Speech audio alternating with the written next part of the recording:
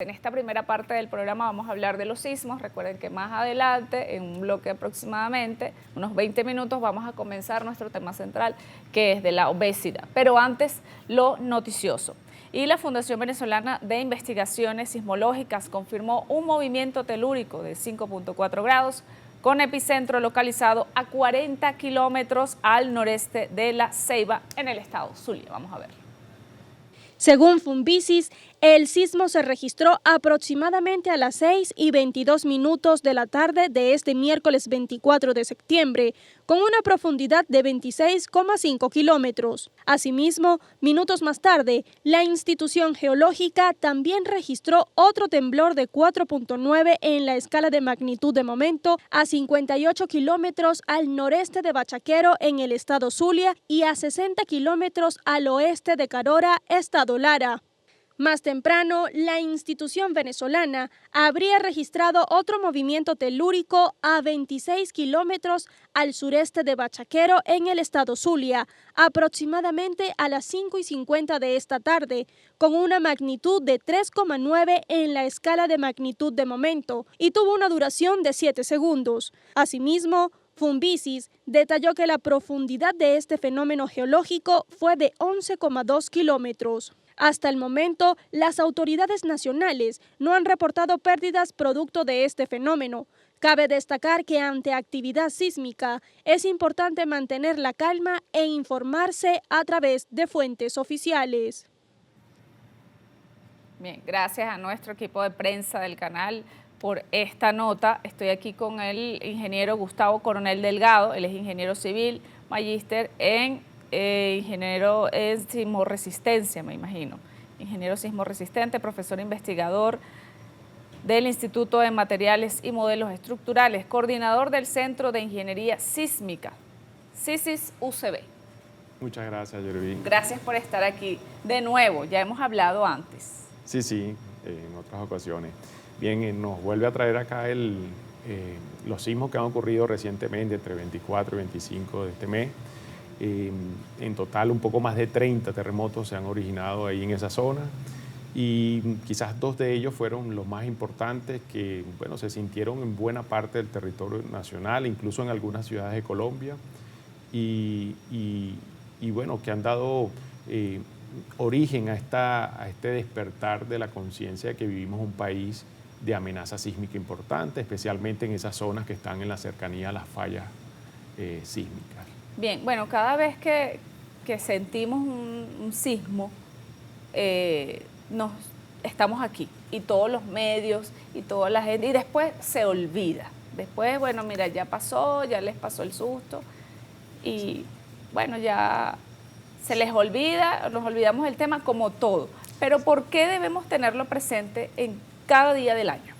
Bien, en Venezuela no ocurren con tanta frecuencia los terremotos como quizás ocurren en Chile, Ecuador, México, en nuestro contexto latinoamericano, pero han ocurrido terremotos muy importantes en la historia desde 1530, el primer registro que tenemos de los españoles, y un gran terremoto en el oriente del país, pasando por el terremoto de 1812 y muchos otros terremotos importantes, quizás más en nuestra memoria reciente, generacional, 1967, 1997 Cariaco, donde colapsaron edificios y perdieron la vida niños y personas, ¿no? Entonces, sabemos que han ocurrido esos terremotos, hemos estudiado la amenaza sísmica, la tenemos bien identificada y sabemos que pueden volver a ocurrir, aunque no ocurran con frecuencia y nos olvidemos de ello, ¿no? Quizás tenemos más frecuente las lluvias que todos los años nos amenazan con inundaciones, pero los terremotos están ahí y estadísticamente está muy demostrado que a nivel internacional los terremotos generan mayores impactos sociales e incluso pérdida de vidas humanas que las lluvias, ¿no? Bien, ¿cómo es que se comporta la Tierra? Vamos a hablar desde las placas. Sí, bueno, nosotros vivimos en un mundo que es como una cáscara de huevo, ¿no? Es una superficie, la corteza terrestre es una superficie dura, pero que internamente está flotando sobre el magma, ese líquido de altas temperaturas, fluido de alta temperatura que está en constante movimiento, y esa corteza está fracturada en lo que llamamos las placas tectónicas. Esos pequeños segmentos o grandes segmentos que se componen las placas tectónicas están interactuando, chocando entre ellos constantemente y se trancan mecánicamente, físicamente, y cuando llega el momento en que se vence esa resistencia mecánica, se rompen segmentos ahí justo en lo que llamamos las fallas sísmicas. Esa ruptura de ese segmento que desliza genera esa vibración que sentimos en el terreno y que se expande y se va quizás atenuando en la distancia, a medida que va más lejos, se atenúa en similitud a lo que vemos cuando lanzamos una piedra al agua, ¿no? Que vemos que se expande la onda y se va haciendo más pequeña la distancia. Entonces, eso es similar a lo que ocurre, se propaga la onda sísmica, varias ondas sísmicas. El ejercicio que hicimos hace mucho tiempo, lo hicimos con esto. Sí, entonces se supone vamos a ilustrarlo como lo hizo el profesor Orlando Méndez de la UCB también, y que nos mostró este ejercicio que nos permite ilustrar un poco cómo se propagan las ondas sísmicas. La onda P es la onda primaria, se propaga longitudinalmente y es la que viaja más rápido, pero quizás la que tiene menos intensidad. Y esto aquí es un terremoto de una gran magnitud. Sí, bueno, ocurre un terremoto, esa ruptura que estamos hablando, y entonces esa vibración se propaga como una onda, primero en esta forma longitudinal, y es la primera onda que llega a los sitios, es lo que podemos sentir inicialmente con los sensores, con esas alarmas sísmicas como la que tiene Ciudad de México. Pero luego vienen otras ondas, una onda de corte que se transmite así lateralmente, realmente verticalmente, y luego la onda de superficie que se transmite lateralmente, que es la que hace más daño, ¿no? Que viene por la superficie y hace que nuestros edificios se muevan, vibren lateralmente, y es la que genera un poco más de daño. ¿Y eso se puede saber? La ciencia hoy ha permitido dilucidar en qué zonas pueden ocurrir los terremotos, en esa cercanía de las fallas. Los geólogos han estudiado a profundidad las características de cada falla. En nuestro caso, la falla de Boconó, una de las principales, la falla de San Sebastián acá, muy cerca de Caracas, y en el norte, el noreste del país, la falla del Pilar, aquella que originó Cariaco. Entonces se han estudiado muy bien las fallas y su potencial, qué terremoto puede generar. Pero lo que no hemos logrado en la ciencia a nivel internacional es predecir cuándo, ¿no? Entonces esto es un tema muy probabilístico, es como lanzar dados. En cualquier momento puede salir el número 6 de magnitud, o puede salir menos o más, ¿no? Ahora nos ofreciste al equipo un mapa, el mapa más actualizado. Sí, bueno, recientemente se publicó la nueva norma para construcciones sismoresistentes, de la cual yo fui parte del comité, fue coordinado por el profesor Óscar Andrés López, con participación de Funvisis, la UCB y otras instituciones, y en ese mapa se ha actualizado la amenaza sísmica con fines de ingeniería, de diseñar construcciones. Es un mapa que hemos adecuado, ajustado para pintar nuevamente zonas, porque este nuevo mapa era realmente un mapa de curvas de aceleración que entendemos muy bien los ingenieros, pero que la población no lo entiende muy bien. Y la población estaba reclamando un poco, bueno, ¿y cómo leemos este mapa? Hemos hecho desde el Centro de Ingeniería Sísmica, la UCB, un mapa de colores, ¿no? Para que las personas puedan identificar mejor. Hemos clasificado el país en 5 regiones de amenaza muy alta. En el norte de Estado Sucre es la zona de mayor amenaza del país. Donde está en rojo. Donde está en rojo, mira. Ahí es la cercanía a la falla del Pilar, donde ocurrió el terremoto de Cariaco de 1997, también un poco antes, en 1929, el terremoto importante en Cumaná. Así como muchos otros, como ese de 1530, el primero que tenemos registrado por los españoles. Todo fue ahí. Ahí. Y es la zona de mayor actividad, con mayor frecuencia, ocurren terremotos más frecuentes. En 2018 ocurrió el terremoto de Yaguaraparo, que nos generó bastante angustia porque se sintió en todo el país. Y así vemos en naranja una zona, esa en rojo llamamos muy alta amenaza, en naranja una amenaza alta, y ahí tenemos el norte de Anzoátegui, quizás Monagas. Vemos la región central en naranja también, Caracas, Vargas, quizás parte de Carabobo, Aragua, Miranda. Y luego vemos una franja naranja que ocupa todo ese contexto de la falla de Boconó y quizás otras fallas que hay en esa región. La principal, la más potente, es la falla de Boconó, pero hay otros sistemas de falla y ahí vemos que puede estar el estado Táchira, Mérida, Trujillo, Barquisimeto. En Trujillo no solo y en Boconó hay buen café, como comentabas temprano, sino que también hay buenos terremotos o malos terremotos. Ay, sí, bueno, eso no es bueno. O es bueno para la Tierra. O sea, sí. Es malo para nosotros, bueno para la Tierra. Sí, es la dinámica de la Tierra. La Tierra ha tenido esa dinámica en miles y millones de años, han ocurrido. Nosotros apenas la hemos logrado observar históricamente desde esos registros de 1530, pero lo hemos logrado medir de hace unos 120 años que se lograron empezar a colocar sismómetros para medir estos eventos. Entonces la Tierra tiene esa dinámica y representa una amenaza porque nosotros nos hemos expuesto a ella, nos hemos situado cercanos a esas zonas donde siempre ocurrieron terremotos y hemos construido ahí y lamentablemente muchas veces lo hemos hecho de forma vulnerable. Hemos construido edificaciones a veces vulnerables que pueden estar en riesgo cuando ocurre esa vibración. Vamos a ir con los otros colores para finalizar con este mapa. Ya sabemos el rojo, ya sabemos el naranja, pero hay otros colores allí. Sí, bueno, sí, no todo el país está en una zona de alta amenaza. También vemos ahí unas tonalidades en amarillo que podemos decir una amenaza moderada. Ok. Donde hay aún ciudades importantes. Maracaibo está en una zona considerada de amenaza moderada, ¿no? Realmente no es de la mayor amenaza, aunque hoy hubo algunos daños en este terremoto. Eso es de esperar. Y las tonalidades más en verde son las zonas de más baja amenaza sísmica, donde se espera menos probabilidad de sentir esa vibración del terreno y donde no necesariamente tenemos que hacer construcciones muy robustas para que sean sismos resistentes. Podemos hacer construcciones más económicas, con menos especificaciones, porque tenemos certeza de que ahí hay menos probabilidad de que ocurran esas vibraciones. Bien, y el beige, creo que había como un beige claro. Sí, en esa zona es la zona de menos amenaza, ese es el macizo guayanés, la zona más estable de la Tierra Una en general. roca. Sí, fuerte.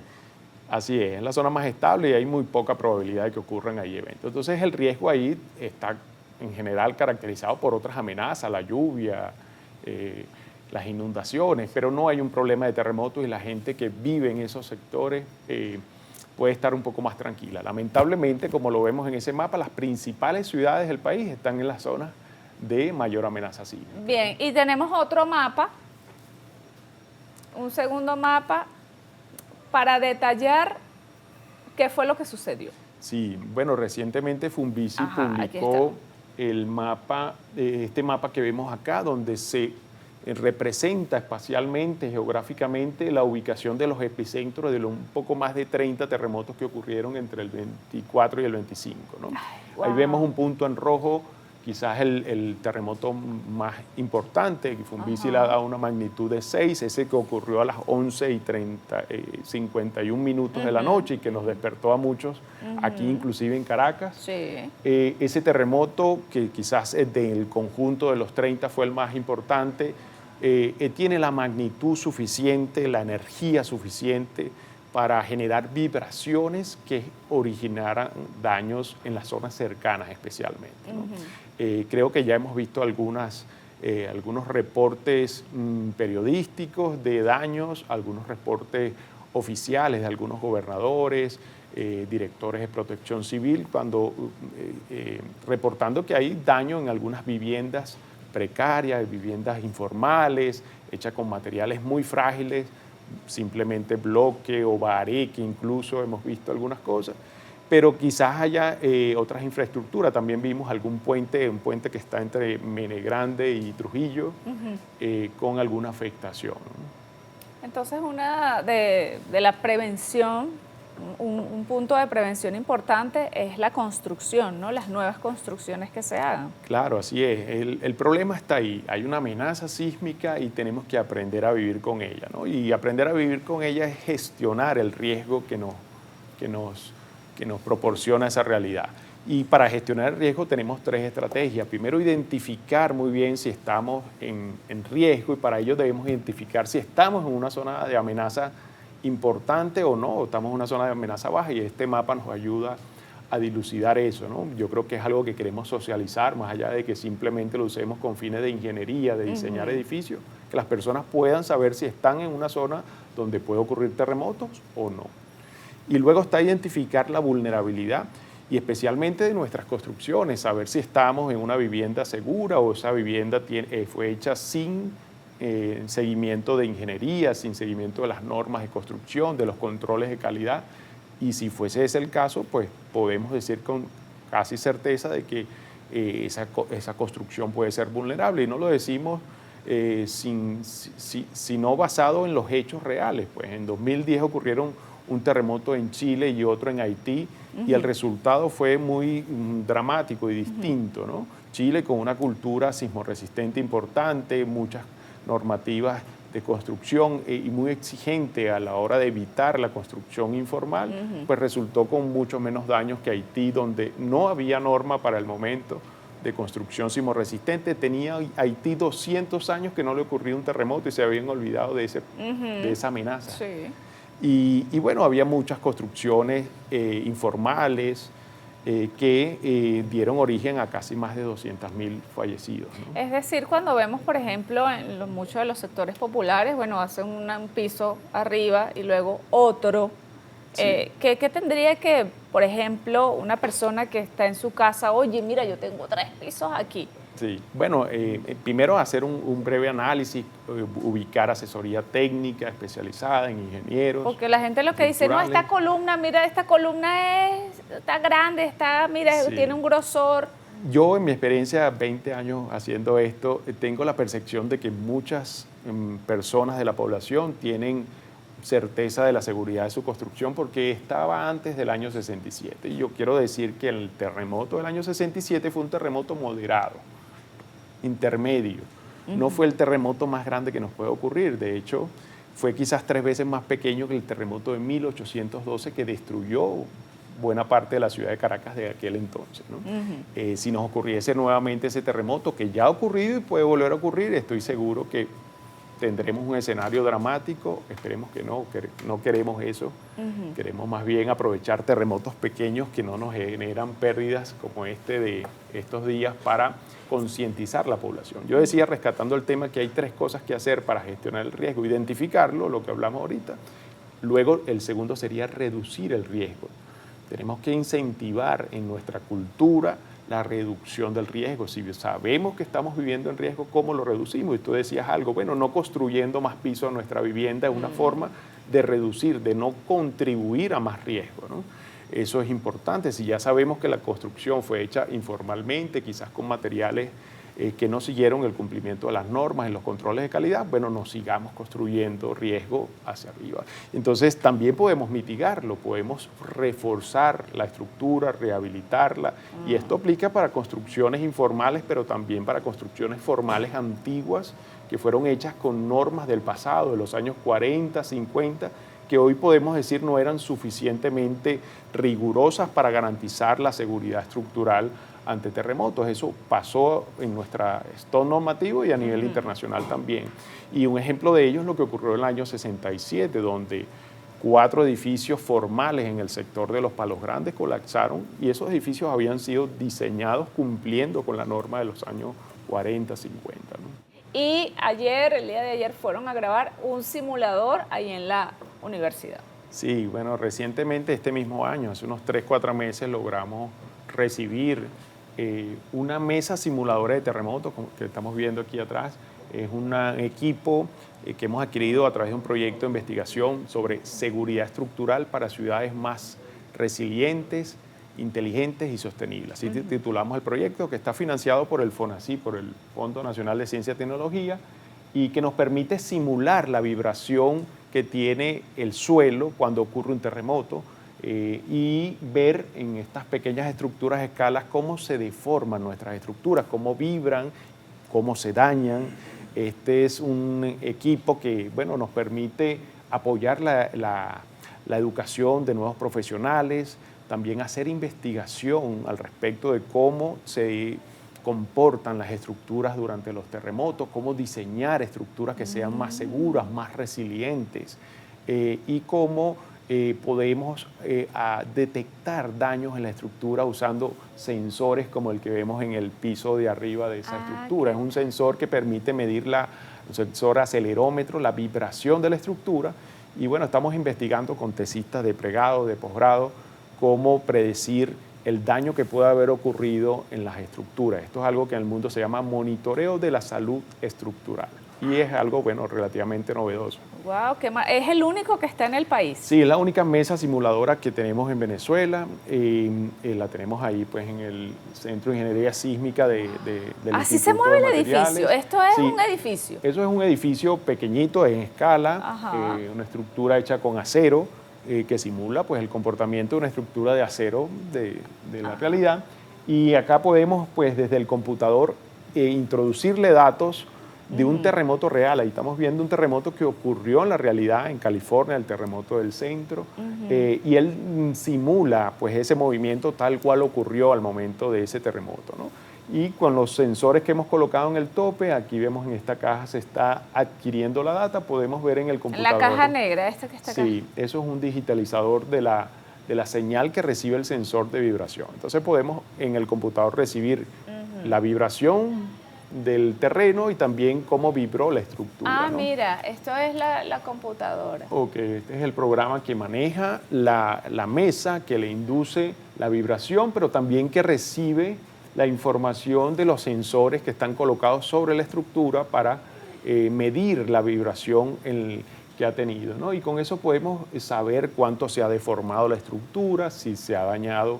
Queremos saber, estamos desarrollando investigación, tecnología para detectar, pues, en tiempo real si hubo daño sobre la estructura o no lo hubo. Dios. Esto es algo que a nivel mundial se está usando para monitorear infraestructuras críticas como hospitales, clínicas, puentes, represas, infraestructuras de importancia que nos permiten en tiempo real, incluso hacia una aplicación móvil, saber si hubo un daño severo en la estructura, hubo un daño ligero o no hubo daño y puede seguir ocupándose. Entonces, fíjate que aquí te preguntan que cuándo se puede llamar terremoto y cuándo temblor, porque he leído que le llaman terremoto a un temblor de 4.6. Sí, bueno, técnicamente tenemos que decir que temblor, sismo, terremoto son sinónimos técnicos. No podemos referir independientemente de la magnitud, la localización, las características, a ello de igual manera. Hay una percepción social de que un temblor es algo muy leve, un terremoto quizás es un evento muy severo y un sismo pudiera ser algo intermedio, pero la verdad son unos sinónimos entre ellos. Te preguntan entonces con qué vamos a construir las casas.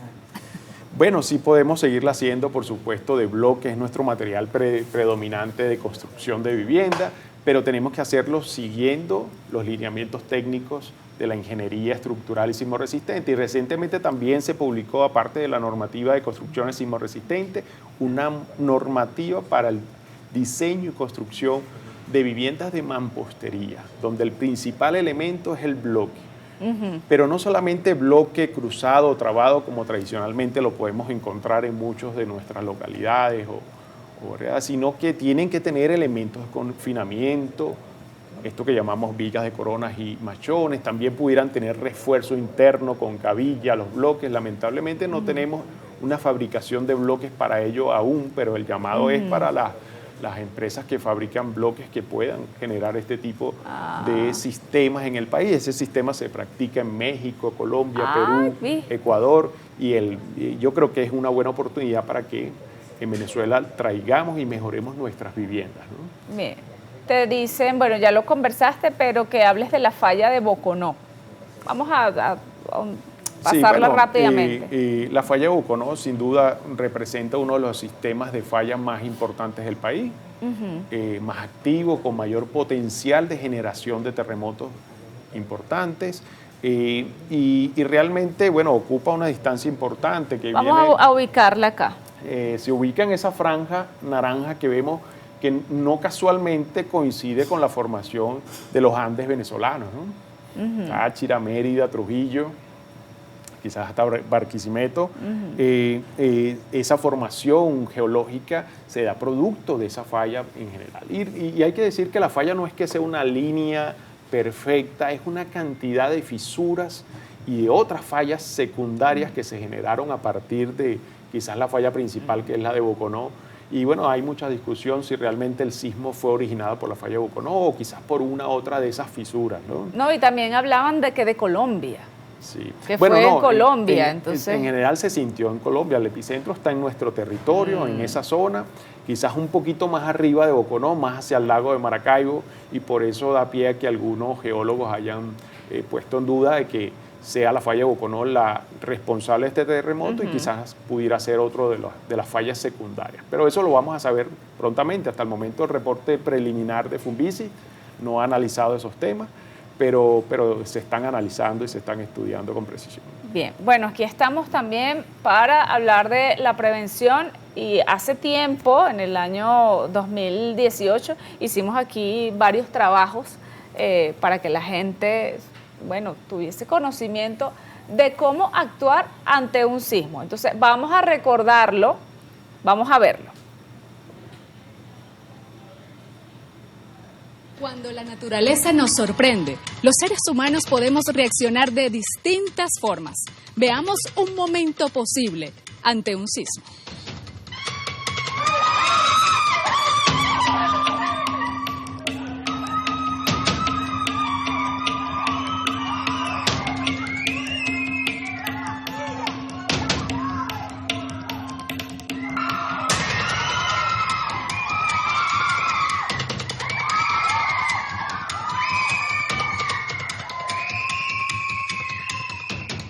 ¿Qué le parece, comandante, lo que acaba de ver? Bueno, está bastante mal porque recordemos que cuando se va a evacuar cualquier tipo de espacio, no necesitamos que salga todo el mundo a la vez, porque se tiende precisamente a arrollarse, tienden a haber mayores accidentes y mayores complicaciones, ¿ok? Las cosas que deberíamos nosotros tomar en cuenta a la hora de realizar cualquier tipo de evacuación ante cualquier tipo de emergencia es, primero y principal, mantener la calma, ¿ok? Debe haber una voz que guíe y que llame a la calma precisamente, porque todo el mundo tiende a buscar la salida de la forma como sea, ¿ok? Sin importar que allí hayan niños, sin importar que allí hayan probablemente personas de la tercera edad, que hayan personas minusválidas, que hayan personas que tengan bebés en los brazos, ¿ok?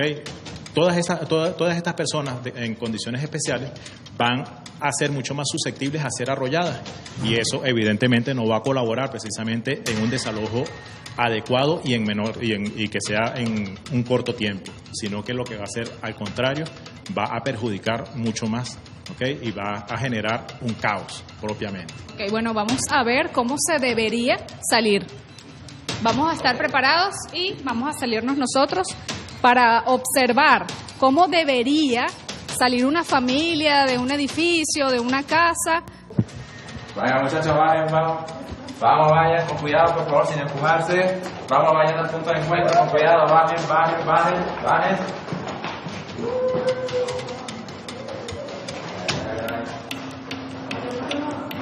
Son muchas cosas de lo que las familias tienen que estar pendientes. La electricidad, la bombona de gas, las llaves. ¿Cómo debe ser eso? Ok, partiendo del principio de las llaves. Ok, las llaves, por norma, por seguridad, deberían de estar siempre lo más cercano a la puerta. Ok, indistintamente sea cual sea el escenario que se te presente en tu hogar. Pasarle doble llave es bueno ahorita. Ahí hay un choque entre seguridad y protección física y seguridad de lo que es ante cualquier evento, ¿ok? Evidentemente juega mucho papel importante lo que es el factor inseguridad que tenemos actualmente dentro de nuestra sociedad. Por ende, es bueno pasarle por lo menos una, ¿ok? Por lo menos una. En cuanto a lo que es gas, bien sea gas directo, ¿ok? O bien sea gas por dispensado por cilindros o por lo que se llama comúnmente bombona, mantenerlo cerrado una vez hayas concluido tu labor dentro de la cocina, ¿ok? En cuanto a lo que es el tema de la evacuación que debe realizar que debe realizarse en un hogar, es muy importante que se converse entre todo el núcleo familiar qué acciones tomar en caso de cualquier situación, llámese un sismo, llámese un incendio, llámese un escape de gas, ¿okay? Y sobre todo si se tienen niños pequeños en la casa, ¿qué papel van a jugar ellos? Y cómo ellos van a evacuar la casa, hacia dónde ellos deben de salir, ¿ok? Y cuál va a ser el punto de Que encuentro. cada quien tenga su papel, un punto de encuentro, y hay un bolso que también las normas de seguridad en la puerta de la casa, es en la puerta de la casa, es en el punto de encuentro. ¿Y qué se debe tener en ese bolso? Ok, el bolso evidentemente nos va a ayudar no únicamente para un solo tema de emergencia, sino para diversas situaciones, ok, desde una pequeña herida abierta en adelante. ¿Qué debe contener? Debe contener agua potable, debe contener alcohol, debe contener algún antiséptico, llámese povidine, llámese agua oxigenada, ¿okay? Algodón, gasa, curita, también guantes, ¿okay? Guantes de látex que me permitan a mí poder maniobrar o poder manipular cualquier tipo de herida. Un factor muy importante es tener un pito o algo que me pueda a mí realizar, que me pueda a mí hacer bulla. Es contraproducente encender yesquero o encender fósforo, ¿ok? Porque puede existir la presencia de algún tipo de escape de gas, ¿ok? Y eso me va a ayudar precisamente a que se genere una ignición.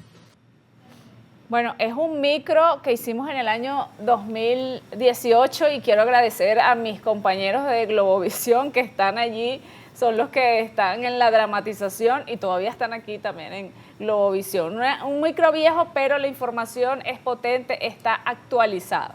Sí, yo comparto todo lo que dijeron, lo importante tener la llave a la mano para evitar que las puertas se nos tranquen con la vibración. Importantísimo, somos responsables de nuestros hijos y nuestras mascotas. Alguien me comentaba en redes sociales, debemos protegerlos y ayudarlos a desalojar. Aprovecho a saludar a mi hija Gema, que me pidió que lo hiciera.